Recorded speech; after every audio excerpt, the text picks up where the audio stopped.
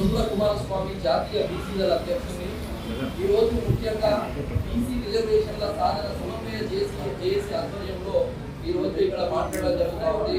ముఖ్యంగా ప్రధానంగా ఇక్కడ మాట్లాడడానికి అంశాలు సుప్రీంకోర్టు తీర్పుపై విచారణ తెలియజేస్తా ఉన్నాం. మొదటి అంశం.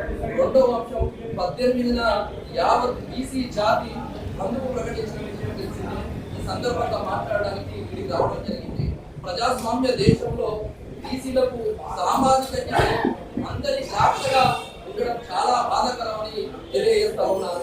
ఎన్నో తరాలుగా ఎన్నో ఏళ్లుగా బీసీలు ఆర్థికంగా రాజకీయంగా సామాజికంగా అణచివేతకు గురవుతున్న వర్గమని తెలియజేస్తున్నాను.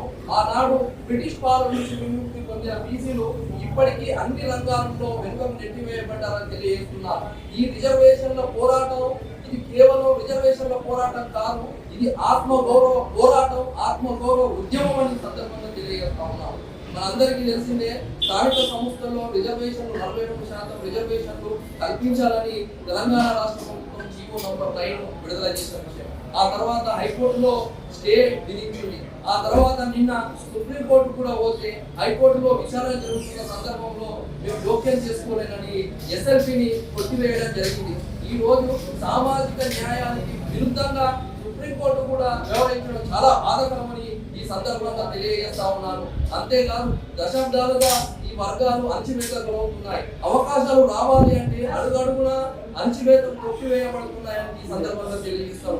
ఈ సందర్భంగా రేపు జరగనున్న 18న జరగనున్న రాష్ట్ర బంధుకు అన్ని వర్గాలు, కార్మికులు కావచ్చు, శ్రామికులు కావచ్చు, ఆటో డ్రైవర్ కావచ్చు, బస్సు డ్రైవర్ కావచ్చు, అన్ని రంగాల వ్యాపారవేత్తలు అందరూ సహకరించి వాళ్ళు బంధు పెట్టాలని, మరియు అంతేకాకుండా ప్రతి ఒక్క బీసీ సైనికుడు ఇంటింటి నుంచి ఒక సైనికుడు వచ్చి ఏదో విధంగా మీరు శాంతియుతంగా నిరసన తెలియజేయాలని, శాపం వస్తే వాటికి ఈ విధంగా కనీసం బీసీ బంధుకు సహకరిస్తున్నాం, బీసీ రిజర్వేషన్లకు మేము మద్దతు అని ఒక చిన్న A4 సైజులో ప్రింట్ తీసేదా మీరు ఏదో ఒక విధంగా మీరు మద్దతు తెలియజేయాలని తెలియజేస్తా ఉన్నారు.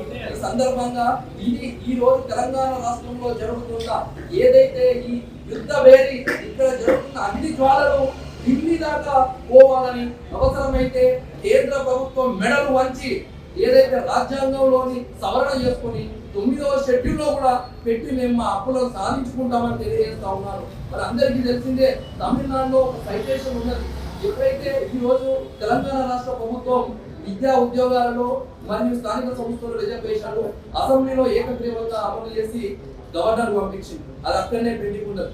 ఆ తర్వాత గవర్నర్ ద్వారా రాష్ట్రపతికి కూడా పంపించింది, అది అక్కడే పెండింగ్ ఉంది. ఇలాంటి సందర్భాలలో ఏదైతే governor within the specific time line లో ఆమోదం చెందించి లేదా వెనుకకన్నా పంపాలి, లేకుంటే అది ఆమోదంగా ఏదేమో వచ్చిన ఒక సైటేషన్ కూడా తమిళనాడులో సుప్రీంకోర్టు ఇచ్చింది.